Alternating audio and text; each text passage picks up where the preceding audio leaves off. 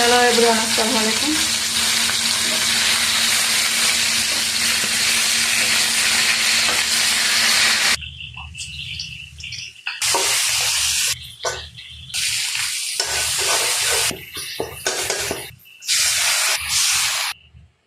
হলুদ, মরিচ, মিক্স মশলা কষিয়ে নিলাম। বিসমিল্লাহির রহমানির রহিম। টমেটো, সিম, আলু, বেগুন, টমেটো বেশি করে টমেটো দিয়েছি, টক লাগবে, ভালো লাগবে।